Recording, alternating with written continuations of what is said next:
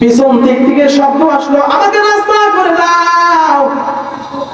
খাজা কুতুবউদ্দিন বখতিয়ার কাকি আমার সর্বনাশ করে দিয়েছে। একটা লোক চিৎকার করতেছে আর লাশের দিকে, মুর্দার দিকে আসতেছে। পিছন দিক দিয়ে ডাক দিয়ে বলতেছে, আমাকে রাস্তা করে দাও, আমাকে রাস্তা করে দাও। খাজা কুতুব তো চলে গেল, আমার সর্বনাশ করে দিয়ে খাজা চলে গেল। ইন্নাল ইনসানা লাফি খুসর ইল্লাল্লাযীনা আমানু ওয়া আমিলুস সালিহাতি ওয়া তাওয়াসাউ বিল হক ওয়া তাওয়াসাউ বিস সাবর। وعن أبي أمامة رضي الله تعالى عنه قال قال رسول الله صلى الله عليه وسلم من أحب لله وأبغض لله وأعطى لله ومنع لله فقد استكمل الإيمان أو كما قال النبي صلى الله عليه وسلم। रजन दिया अपने शुआ कोई पैगाम, दुनिया है अजब चीज कभी सुबह कभी शाम, दुनिया है अजब चीज कभी सुबह कभी शाम, दुनिया में हो दुनिया का तलब गार नहीं हो, बाजार से गुजर हो खरीदार नहीं हो।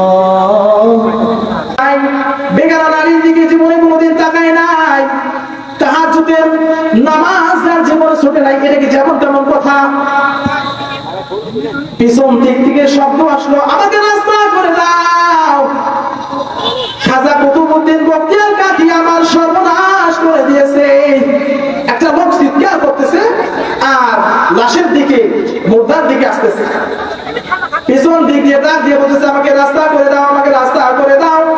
খাজা কুতুব তো চলে গেল, আমার সর্বনাশ করে দিয়ে খাজা চলে গেল।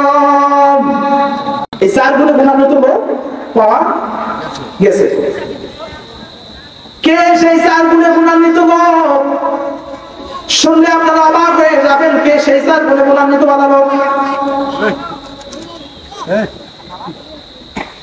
ওই দিল্লি শহরের গভর্নর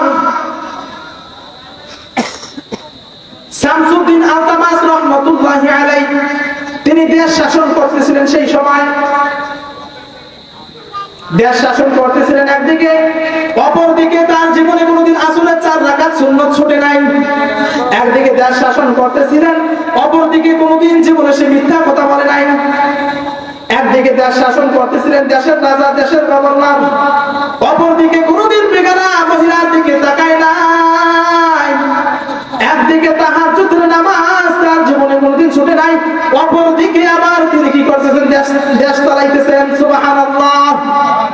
এই দেশের গভর্নর এরকম করে চিৎকার করতেছে আর আগায় আসতেছে লাশের দিকে, এসে বলতেছে, কুতুব তুই আমার সর্বনাশ করে দিবি রে।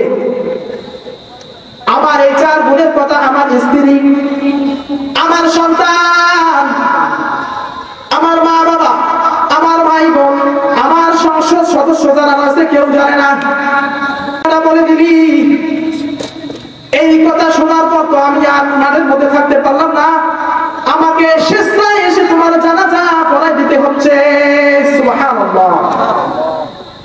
তো এই 4 গুণে গুণান্বিত বলা ব্যক্তি খাজা কুতুবউদ্দিন বখতিয়ার রহমাতুল্লাহি আলাইহি জানাজাটাকে পড়াই দিলেন। কত বড় নিয়ামত! এই 4 গুণ বলা মানুষ যদি তার জানাজা পড়ায়, তাহলে ওই যে ব্যক্তিটার জানাজা পড়ানো হচ্ছে এই ব্যক্তিটা কত বড় বুজুর্গ, কতবারই সময়কে দাম দিয়েছে।